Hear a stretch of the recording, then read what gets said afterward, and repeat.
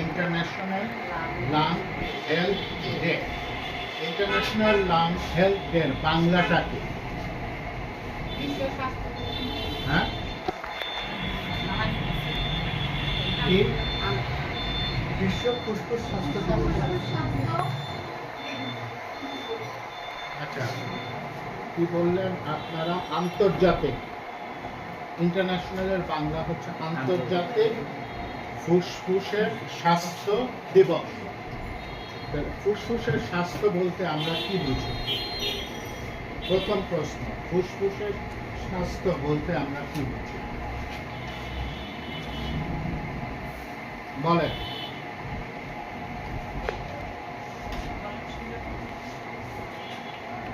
সুলিয়াপা বলেন বা অন্য কেউ বলুক, যে পারবে সে বলুক, বা 2-3 জন বলুক, শুনি আমরা।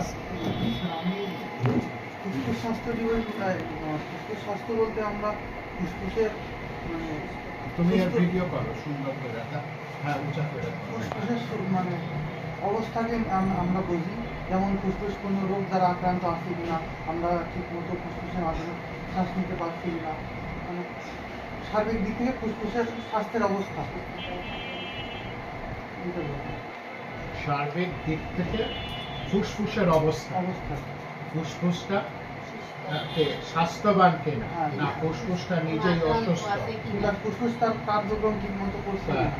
যদি ফুসফুস আক্রান্ত হয়, কি কারণে ফুসফুস আক্রান্ত হইতে পারে?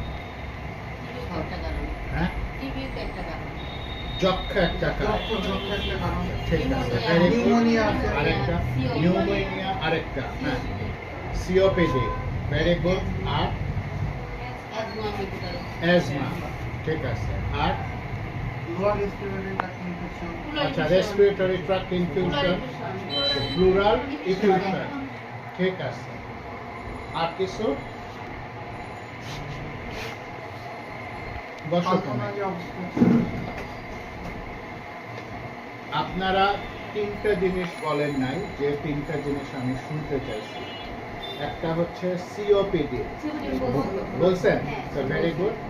ওকে, সিওপিডি বলতে কি বুঝি বলতে পারবেন? জি sir. Chronic obstructive pulmonary disease. তাতে কি হয়?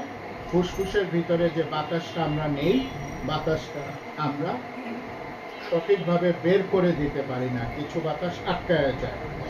তখন ওই বাতাস থেকে, বাতাসে তো কার্বন ডাই অক্সাইড থাকে, তাই না?